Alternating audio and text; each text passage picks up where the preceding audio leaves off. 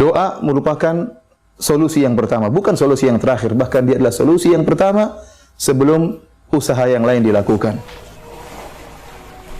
Pak Camat minta apa tadi? Minta apa? Minta cewek. Jadi sholat itu besar manfaatnya. Kalau kita terjaga sholat, kita akan disiplin. Nanti di akhirat, yang pertama akan ditanyakan adalah sholat. Kalau sholat kita diterima, maka amalnya diterima. Kalau sholat kita ditolak, maka amalannya juga ditolak. Intinya sholat ya, intinya sekali sholat ini. Makanya harus sholat. Bagaimana Pak Camat? Sepakat? Sepakat. Nah, Mantap. ya harus sholat, usahakan sholat. Semoga kita sukses semua. Bukan sukses. Jadi begini, seorang profesor, pejabat tinggi, tentara, polisi, guru, apapun profesi dia, kalau dia tidak mengenal Allah dan Rasulnya, maka dia telah gagal dalam hidup. Ini rumus ya.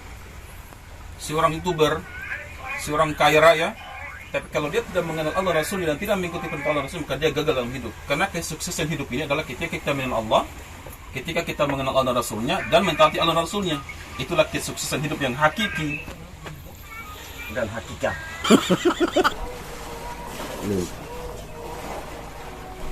Pak Camat minta apa tadi? Minta apa? Minta cewek. Oh, mau beristri lagi? Minta cewek artinya mau beristri lagi? Siapa tahu ada jodoh tuh. Ya, insyaallah. Yang penting batasi 4 saja ya. 4 istri aja. Tidak. Oh, tidak sih. Oh, nanti apa? Sekolah bisa loh. Minta cewek.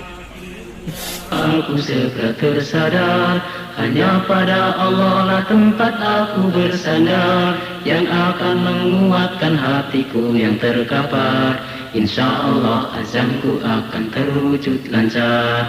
Tapi bila ku raba dalam hati, datang seruntun pertanyaan silih berganti. Adakah semua ku lakukan terlalu dini?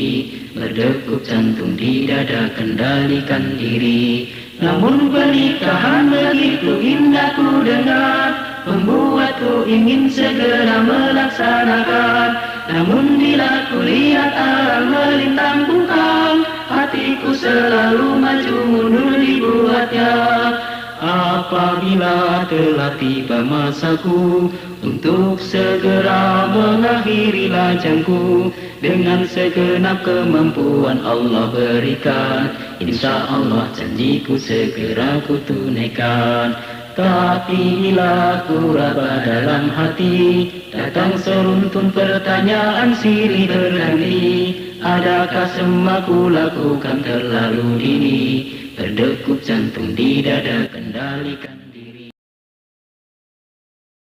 Doa merupakan solusi yang pertama, bukan solusi yang terakhir. Bahkan dia adalah solusi yang pertama sebelum usaha yang lain dilakukan. Para ulama menyatakan bahwasanya doa silahul mukmin.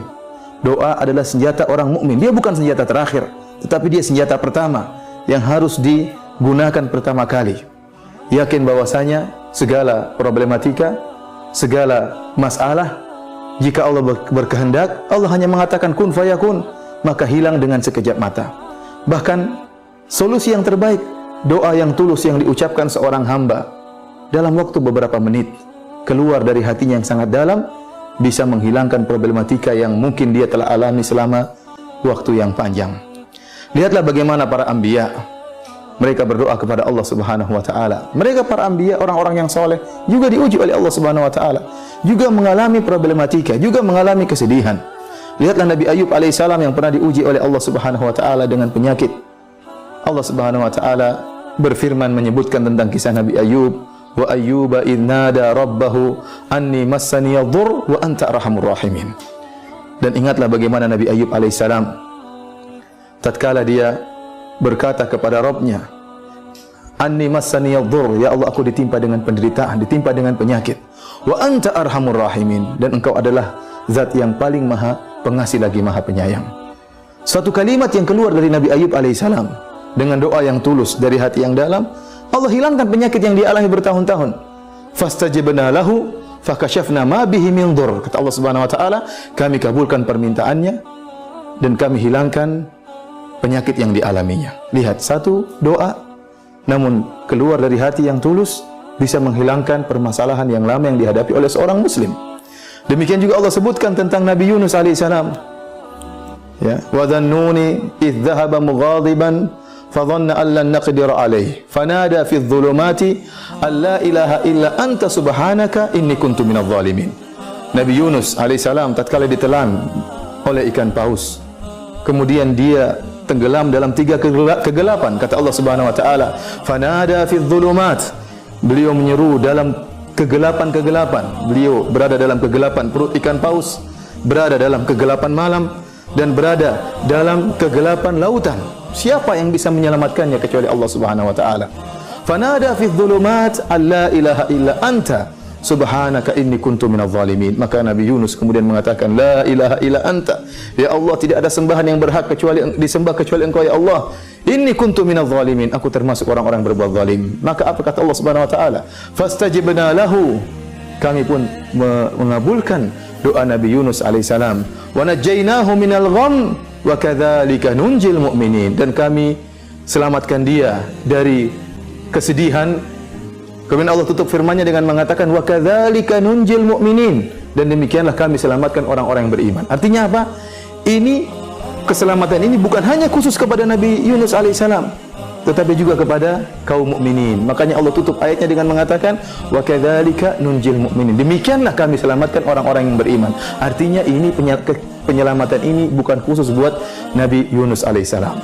Allah sebutkan lagi dalam surat yang sama, dalam surat Anbiya, tentang Zakaria. Wa Zakaria idz nada rabbahu rabbi la tadharni fardan wa anta khairul warithin. Tatkala Nabi Zakaria berdoa, ya Rabbku, jangan kau biarkan aku sendiri. Nabi Zakaria ingin punya anak. Wa anta khairul warithin. Dan Allah yang akan memberikan ya anugerah anak. Maka dia berdoa kepada Allah Subhanahu wa taala, Allah kabulkan permintaan Nabi Zakaria alaihissalam. Saya ingin mengajak para pemirsa sekalian untuk merenungkan bahwasanya doa merupakan senjata yang pertama, bukan senjata yang terakhir. Bukan berarti saya mengajak para pemirsa untuk tidak berusaha, usaha terus dijalankan. Allah memerintahkan kita untuk berusaha, Nabi SAW memerintahkan untuk berusaha, tetapi doa merupakan senjata yang pertama. Dan jangan pernah kita meremehkan doa. Doa sering mendatangkan keajaiban. Oleh karenanya disebutkan oleh para ahli tafsir seperti Ibnu Katsir rahimahullahu taala, kenapa Nabi Zakaria ya, setelah nikah sekian lama dan setelah mencapai masa tua, baru kemudian beliau meminta agar dianugerahi seorang anak.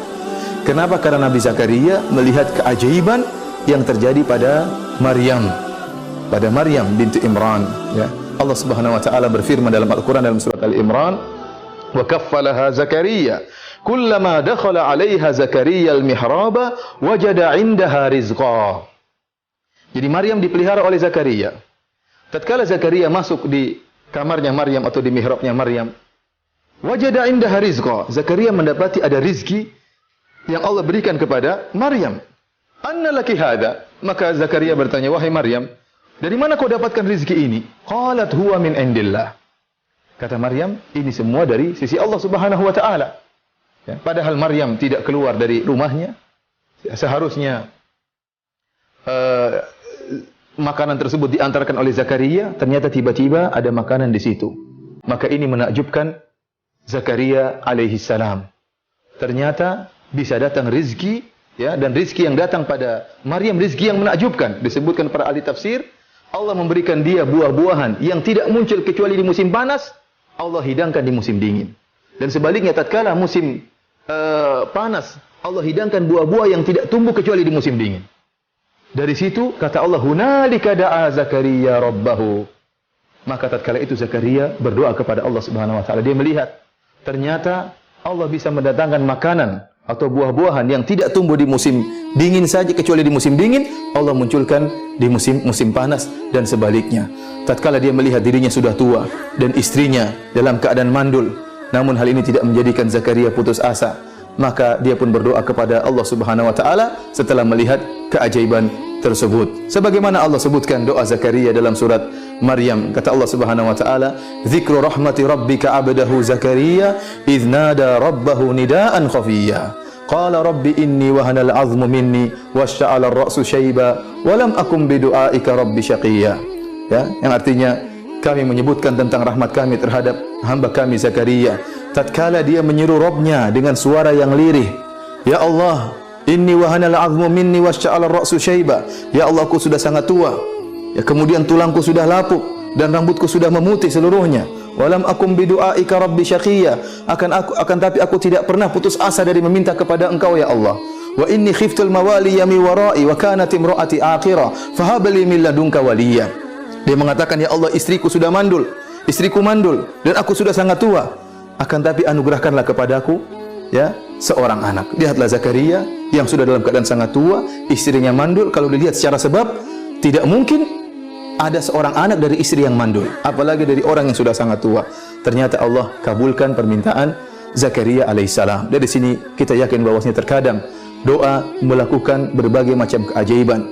Tinggal doa tersebut harus kita keluarkan dari hati yang tulus, dengan penuh adab tatkala berdoa kepada Allah Subhanahu wa taala, dengan pengharapan kepada Allah Subhanahu wa taala, dengan yakin bahwasanya Allah Maha mengabulkan segala doa.